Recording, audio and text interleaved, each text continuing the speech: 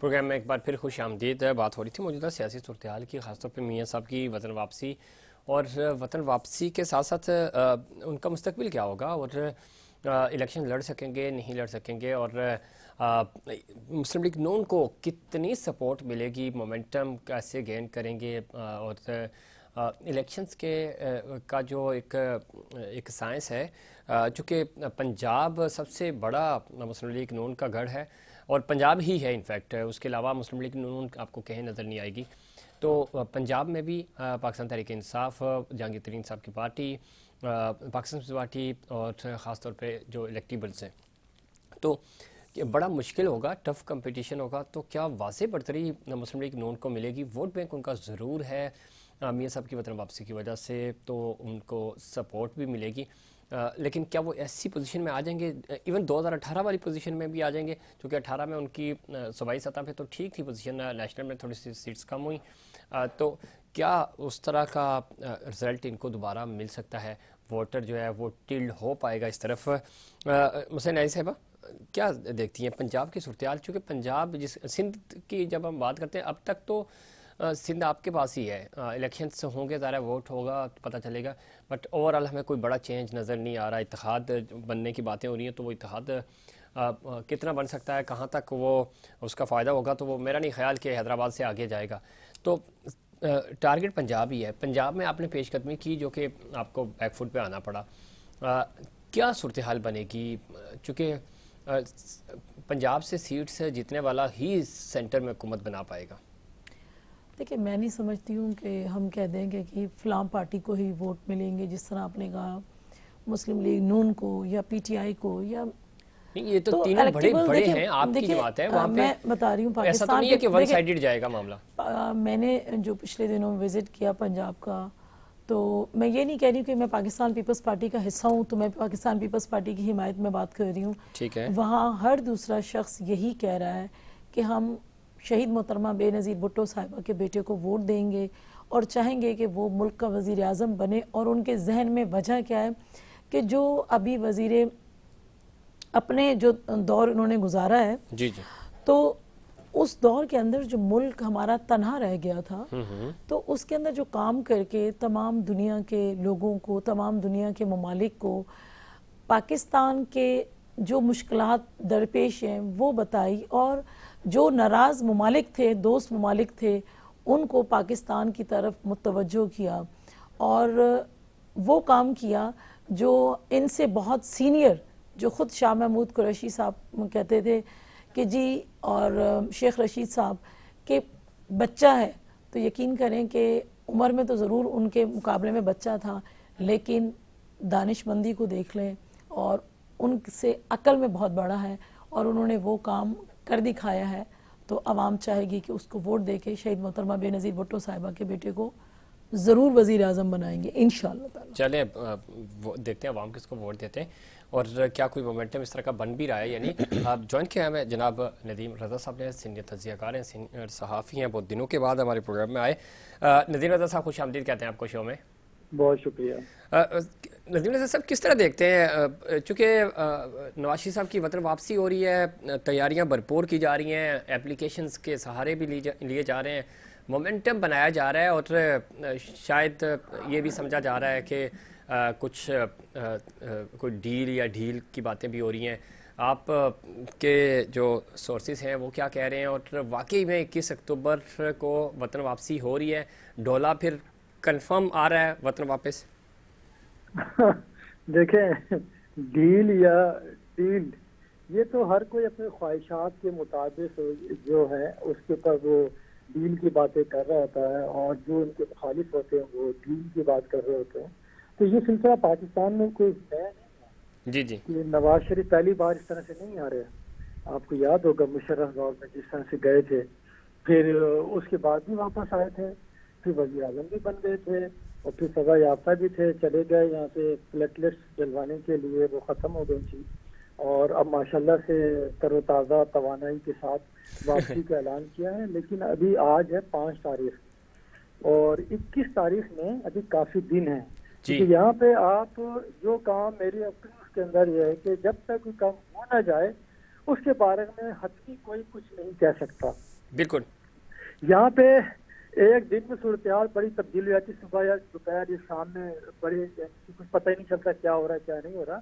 तो आप 21 तारीख हनूज दिल्ली दूर है, तो नदीम रजा साहब बिल्कुल ठीक कह रहे हैं। अनोस दिल्ली दौरा ये तो आप दुरुस्त फरमा रहे हैं। और कुछ नहीं, 24 घंटे में, 24 घंटे के चंद घंटे भी हमने देखा, ज़रा बहुत सीनियर है, चीज़ें बदल जाती हैं। लेकिन आप अक्सर हमारे प्रोग्राम में भी बहुत दफ़ा आपने जो पेशन गोई पिछले 6-8 महीनों में की, तो वो सही साबित होती रही। इनफैक्ट ज़रा आपके पास एक सोर्स है, ख़बर होती है, तो क्या लग रहा है आपको कि वाकई में मोमेंटम, चूंकि शकूक शबात लीडरशिप को तो आज खुद मुस्लिम लीग नून की जो टॉप लीडरशिप है, सेकंड टीयर लीडरशिप है, वो भी शकूक शबात में है कि पता नहीं आएंगे नहीं आएंगे। तो इस तरह की बातें तो खैर हो रही हैं। दूसरा आपने कहा कि मियाँ साहब हमेशा, तो वो आजकल वो चल भी रहा है, बड़ा ट्रेंड कर रहा है कि वो चाहे डॉक्टर की पर्ची हो या किसी और की पर्ची, मियाँ साहब तकरीर भी पर्ची से करते हैं और इधर उधर जब जाते हैं, चाहे वो जद्दा जाएं या लंदन जाएं, पर्ची से ही जाते हैं। ये पाकिस्तान कौम की बदनसीबी है कि यहाँ सिर्फ और सिर्फ हुक्मरानी के लिए लोग आते हैं बाहर से, और जैसे इक़्तिदार खत्म होता है छुट्टियाँ गुजारने, यानी कि फिर परमानेंट अपने घर चले आते हैं, यहाँ आते हैं छुट्टियाँ गुजारने वो इक़्तिदार के हुसूल के लिए। जैसे इसाक डार के देखें, शहबाज शरीफ का जैसी वजारत गई, जी वजारत गई और फौरी बाहर चले गए, जाके बैठ गए वहाँ पे। ये क्या हो रहा है? वहाँ पे सजा याफ्ता होते हैं, आने से पहले जमानत मतलब गिरफ्तारी वो करा ली जाती है कि गिरफ्तार नहीं कर सकता आप, सारे केस खत्म हो जाते हैं। तो ये सिलसिला अवाम भी बेवकूफ़ नहीं है, सब समझ रहे हैं कि क्या हो रहा है, किस तरह से हो रहा है, अवाम को किस तरह से लूटा जा रहा है, पैसों को यहाँ से बाहर ले आके रखा जा रहा है। इस मुल्क के अंदर डॉलर की कमी हो गई, पैसों की फरावानी इतनी नहीं रही है, मईशत का बुरा हाल है। अगर जब हम कशकोल उठाए पूरी दुनिया के सामने जा रहे हैं, अपने दोस्त ममालिक अरब ममालिक से हम जा रहे हैं, उनसे तकाजा कर रहे हैं कि पैसे दें, जितने पैसों की हम बात कर रहे हैं अरब ममालिक से, मैं समझता हूँ कि हमारे जो बड़े बड़े सियासतदान हैं, उनमें से अगर दो एक को भी खंगाल लिया जाए या वो सिर्फ अपने कपड़े झाड़ दें। एक तो वज़ीर आज़म ये कहते थे ना कि महंगाई में अपने कपड़े बेच के कम करूंगा, तो आप अंदाजा लगा लें उनके कपड़े बिकेंगे तो कितना पैसा मिलेगा, कितने कीमती कपड़े उनके हैं। ठीक। तो बदनसीबी है, बदकिस्मती है हमारी कि इसी तरह से अवाम। नदीम रजा साहब बिल्कुल दुरुस्त कह रहे हैं। और सिर्फ 2-3 खानदान ही, चाहे जरदारी साहब हों या शरीफ फैमिली हो, आज मरियम बीबी फरमा रही थी, आपने भी देखा होगा सुना होगा, वो कह रही थी 21 अक्टूबर को पाकिस्तान में नवाज शरीफ नहीं, दरअसल खुशहाली वतन वापस आ रही है। भाई खुशहाली इनके चचा थे ना, चचा मोहतरम थे जो गवर्नमेंट की, उन्होंने तकरीबन ऑलमोस्ट करीब गवर्नमेंट की है। तो क्या हुआ, दूसरी की सम्राट तो है ये, डॉलर कहाँ चला गया? उन्हीं की गवर्नमेंट में डॉलर ऊपर गया है, उन्हीं की गवर्नमेंट पेट्रोल ऊपर गया, उन्हीं की गवर्नमेंट में महंगाई हुई है। तो आटा कहते हैं ना, जो रोटी जो है गरीब आदमी 10 से बाहर हो चुकी है, जी। रोटी से 30 रुपए की मिल रही है, दूध यहाँ पे 250 रुपए किलो मिल रहा है, ठीक है। और जो मुर्गियां वो खिला रहे जिससे कैंसर हो रहा, बीमारियां हो रही है, तो फिर कहाँ से वो होगा एक मुसलमान मुल्क के अंदर? और सारे के सारे देखे ना किस तरह से चल रहे होते हैं, बातें कर रहे होते हैं, आयतों से शुरुआत आगाज करते हैं, फिर तकारीर का हर उसमें मिसालें दी जाती हैं, लेकिन उससे उम्मीद सारा कुछ। इससे अच्छा अगर आप बाहर जाए तो वो किस तरह से कम से कम सच तो बोलते हैं अपने अवाम से, ना सच बोलते हैं, ठीक है। झूठ बोला जाता है किसी जान बचाने के लिए, किसी बड़े नुकसान से बचाने के लिए झूठ बोलने की गुंजाइश है, लेकिन हमारे यहाँ तो गंगा ही उल्टी जा रही है। ठीक। तो बहरहाल ये ठीक नहीं है ख्याल में। ये जब तक मैं नहीं समझता कि अभी क्या है फाइनल के वो आएंगे या नहीं आएंगे, जब तक वक्त करीब ना आ जाए, क्योंकि अभी देखें अगले 1.5-2 हफ्ते में ना आपको काफी सारी चीजें। बिल्कुल ठीक कह रहे हैं नदीम रजा साहब, चीजें बदलती हैं, माहौल बदल जाता है और बदलता हुआ हमने देखा है। आज से ठीक कोई 3 महीने पहले की सूरत बिल्कुल डिफरेंट थी, आज बिल्कुल डिफरेंट है। और यहाँ चंद घंटे इंपॉर्टेंट होते हैं। आप ये इंडिया पाकिस्तान के मैच की तरह ही चल रहा होता है मामला। नदीम साहब मैं आऊँगा आपकी तरफ। मुसर न्याजी साहब हमारे साथ मौजूद है कराची स्टूडियो में, उनका पॉइंट ऑफ व्यू भी शामिल करते हैं। जिस तरह आप नदीम रजा साहब बात कर रहे थे, देखें अगेन बात यह है कि इकॉनमी आपकी बेहतर, सब यही कह रहे हैं कि जी इकॉनमी ठीक होनी चाहिए, ठीक होनी चाहिए। जितने पैसों के लिए हम मिन्नतें करते फिर रहे हैं, अगर लोगों को ये यकीन हो जाए ना, जिस तरह नदीम रज़ा साहब ने भी बड़ी खूबसूरत बात की कि चंद लोग हैं वो मिलकर, चंद पार्टियां, चंद ख़ानदान मिलकर भी ये पाकिस्तान को इस सूरत हाल से निकाल सकते हैं।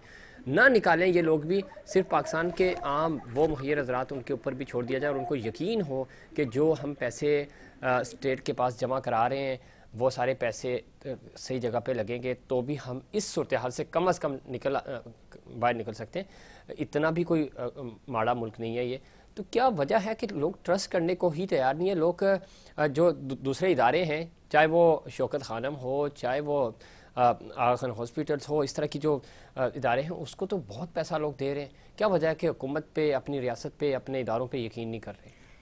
देखिए, वजह मैं समझती हूँ ये भी है कि नवाज शरीफ साहब के दौर में कर्ज उतारो मुल्क सवारो टाइप का एक प्रोग्राम चला था। ठीक। और मैं समझती हूँ कि अवाम ने अपनी इस्तिताअत से बढ़कर, इसलिए कि हमारा मुल्क अगर कर्ज से पाक साफ हो सकता है तो लोगों ने दिया। उसका हिसाब मैं नहीं समझती हूँ कि आज तक किसी ने दिया। तो जो अवाम है, तो ये तो मसला, वो चंदा भी खा जाते हैं ना। देखिए, अवाम उस तरह एतबार नहीं कर सकती और अवाम ही क्यों कर्ज दे और ये सब कुछ करे।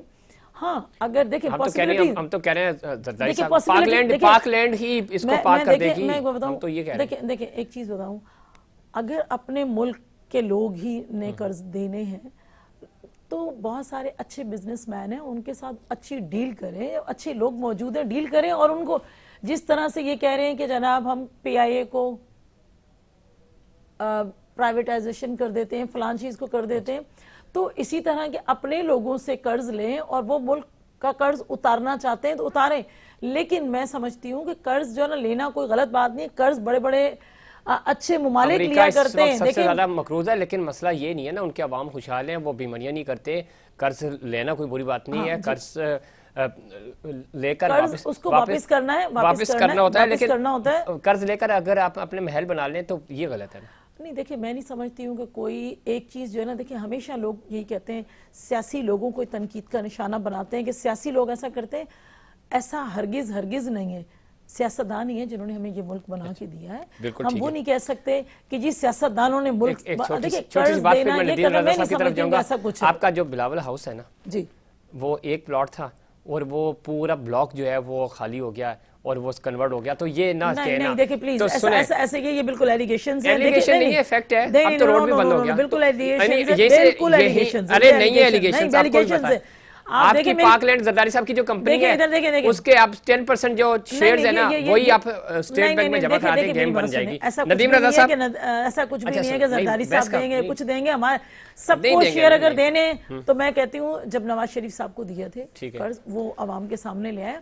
यकीनन अवाम अपने मुल्क के लिए कुछ भी कर सकती है, सबको मिलकर करना चाहिए, सबको मिलकर। नदीम रज़ा साहब, ये देखिए, ये तो एक बहस हो जाएगी एक लंबी, किसके पास कितने पैसे हैं, कौन कंपनीज में, कहां से कैसे पैसा जाता है और कैसे कश्तियों भर के भी यहां से पैसा जाता है। पता नहीं कहां से गई कश्तियां। नहीं तो हमने तो नहीं कहा था। कश्तियां तो कुछ दिन पहले भुट्टो साहब ने कहा था, भुट्टो साहब ने कहा था कि जान साहब को भुट्टो साहब ने कहा था बाबे का मजार छोड़ देना, वो नहीं बेचना। ये कश्तियां कुछ दिन पहले, एक मिनट, यही कश्तियां कुछ दिन पहले जो है ना शाजिया अतामरी साहिबा के लिए कही गई, ठीक है, वो कही और फिर जनाब खुद ही माफी मांगी उन लोगों ने जिन्होंने कहा। तो फिर गलत फहमियां, अगर एलिगेशंस लगाते हैं तो उसको साबित कर दें प्लीज। पाकिस्तान पीपल्स पार्टी तो खुले तौर पे कहती है साबित करें, और हम तो अदलिया का और हम तमाम को एहतराम करते हैं और हम तो पेश होते हैं। चीफ जस्टिस साहब सुप्रीम कोर्ट में चीफ जस्टिस साहब कह चुके, हम नहीं कह रहे, तो ये हम अपने पास से नहीं कह सकते। वो फेक न्यूज अलग चीज है, प्रोपेगेंडा अलग चीज है, लेकिन ये हो रहा है पाकिस्तान पीपल्स पार्टी के लिए तो शुरू से लेकर अब तक प्रोपेगेंडा ही हो रहा है। चले बस ये फैक्ट्स हैं।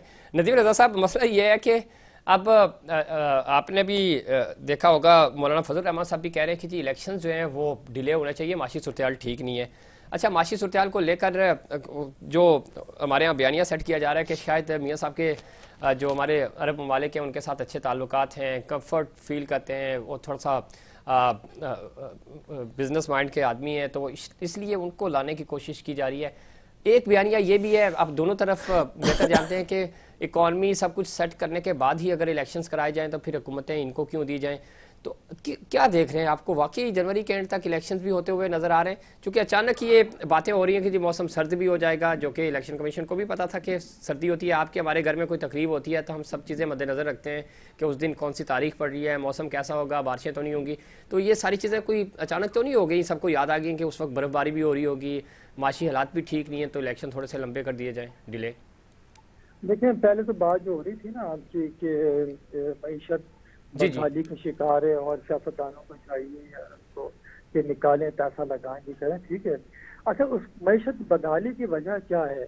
जो हमारे जो सरकारी इदारे हैं जी उनके अंदर जो जिस तरह से भर्तियां, ये जमहूरी हुकूमतों के दौरों में जिस तरह से भर्तियां किया गया लोगों को, ठीक है, वहाँ पे बंदे इतने ज्यादा होते हैं कि उनकी बैठने की जगह नहीं होती। पिछली गवर्नमेंट के अंदर भी देखें कितने लोगों को जी जी। परमानेंट किया गया है।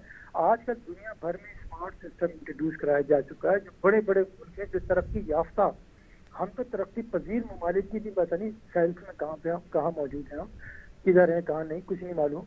तो वो जो तरक्की याफ्ता ममालिक है वहाँ के ऊपर स्मार्ट सिस्टम इंट्रोड्यूस करा दिए गए सारे के सारे। और हमारे यहाँ देखें किस तरह से सीआईए में किस तरह से भर्ती की गई, कैसे तबाह किया गया इस इदारे को, जो दुनिया की नंबर 1 यानी कि नंबर 2 एयरलाइन हुआ करती थी, जिसने दुनिया की कई एयरलाइनों को बनाया है। जी जी। जो आज है नंबर 1 एयरलाइन, उनको पाकिस्तान की पीआईए की वजह से बना। लेकिन आज पीआईए कहाँ खड़ी, पाकिस्तान किधर गया, वो कैसे तबाह बर्बाद किया गया, किस बुनियाद पर वहाँ पर भर्तियां की गई लोगों की, वो किसने भर्ती की है, ठीक है। ये शिपिंग देख लें आप, शिपिंग कॉर्पोरेशन देख लें, वहाँ पे जो इदारा आप नाम है सिर्फ सारे गोश्त मुलाजमीन है सर। उनको सारे सारे सारे घूस मुलाजमीन है। मैं भी एक दो इदारों में मैं भी जाके बैठा हूँ सरकारी, वहाँ भी मैंने देखा है जी घूस जी। मुलाजमीन होते हैं, घूस मुलाजमीन को रखा हुआ है। ये सारी की सारी मीशत की बहाली की, ये तो उसका एक समझ सकते हैं, उसके एक जुज है, ये भी उसकी इसके कंट्रीब्यूशन है उसके अंदर। हम जिस तरह से पाकिस्तान का पैसा बाहर निकाला गया है, यहाँ से गया है, तो उसके पीछे कौन लोग हैं, कौन आते हैं, कौन मिनिस्टर होता है? आप बात वही है ना, मैं पहले भी कहा है कि पॉलिसी वो बनाते हैं जिनका अपना बिजनेस होता है। मिनिस्ट्रियां वो ली जाती हैं जैसे जो सियासतदान आते हैं, कहीं से भी आते हैं, तो मिनिस्ट्री वो लेते हैं जो उनका अपना प्राइम बिजनेस होता है। तो वो आवाम के मफाद में पॉलिसी बनाएंगे, ये अपने इदारे की जो प्राइवेट उनका अपना इदारा है उसकी बनाएंगे अपने मफाद। जी बिल्कुल। नजीर साहब, वक्त भी कम है, आखिर 2 मिनट है आपके पास। तो इलेक्शंस आपको क्या वजह है कि अचानक इलेक्शंस डिले की बातें भी हो रही हैं, सर्दियां भी आ गई, सबको सब चीजें याद आ रही हैं अचानक? ठीक है ना, ये जनवरी पहली बार तो नहीं आ रहा, ठीक है। जितनी इसमें फोग होती है, जो जितनी होती है, तो सर जिस दिन इलेक्शन कमीशन ने ऐलान किया था उस दिन भी सबको पता था ना जनवरी में क्या होता है पाकिस्तान में। नहीं, तो एक ये भी देखे ना, पहले तो ऐलान नहीं हो रहा था ना, एकदम ऐलान हो गया ना। पहले सदर ऐलान करना चाहते थे लेकिन उन्होंने सरेंडर इलेक्शन कमीशन ही करेगा। तो ये कुछ चीजें ऐसी हैं कि अभी जो 10-15 दिन के बाद तब्दील होनी है और उसमें आपको अंदाजा हो जाएगा इलेक्शन होते हैं या नहीं होते। कुछ कहना काबिल वक्त है, और जितने भी तजज़ियाकार या लिखारी जो भी बातें कह रहे हैं ना, उसमें कोई किसी इफ एंड बट्स के ऊपर हर बंदा अपनी आरा दे रहा है, जैसे जी जी। क्लियरिटी जो है फिर आती रहेगी। अभी कोई सब बस अपने अपने जो है ना जायशों के मुताबिक। नदीम रजा साहब, बिल्कुल आपने बड़ी अच्छी बात की। हमें ये लगता है कि शायद निगरान वज़ीर आज़म की तरह ये भी कोई सरप्राइज ना निकल आए इलेक्शन का भी। सरप्राइज देखें, वो भी सरप्राइज है ना, देखें अभी क्या हो रहा है इस्लामाबाद में। देखिएगा आप अगले चंद वक्त देखिएगा कि इस्लामाबाद में क्या तब्दीलियाँ होती हैं, जो जो जहाँ बैठे हुए लोगों में आप देखिएगा कुछ तब्दीली आ जाएगी। तो ये अच्छी बात है। मैं समझता हूँ कि अगर किसी लोगों को लाके बिठाया जाए, जी जी, ना कर रहे हो तो उनको रिप्लेस कर देना चाहिए। तो यही अब रिप्लेसमेंट की जा रही है अभी कुछ लोगों की। तो इस्लामाबाद से वो खबरें आपके पास आ जाएंगी जल्दी, तो इसका अंदाजा फिर लगा लीजिएगा इसका मतलब क्या है कि इलेक्शन की तरफ बढ़ा जा रहा है या कुछ और हो रहा है। देखिए हालात आवाम को तो नदीम रजा साहब आप इशारा तो दे गए जाते जाते। तो वो आप देखिए फजल रहमान का जो नारा आया था कि पहले यानी कि मईशत बेहतर की जाए, ये बिल्कुल उसी तरह से माजी में होता था, पहले एहतसाब फिर इंतखाब। तो आसिफ अली जरदारी साहब का स्टेटमेंट आ चुका है इसके ऊपर कि पहले मईशत बेहतर की जाए फिर इलेक्शन को सोचा जाए, ठीक है। तो सब यकसू हैं, बेफिक्र रहे हैं। ये तो सिर्फ स्टेटमेंट है, बयानबाजी है, अपने सियासी कारकुनों का लहू गर्म करने का एक जरिया है। बाकी सारे एक पेज के पर हैं, कोई दूसरे पेज के ऊपर नहीं है।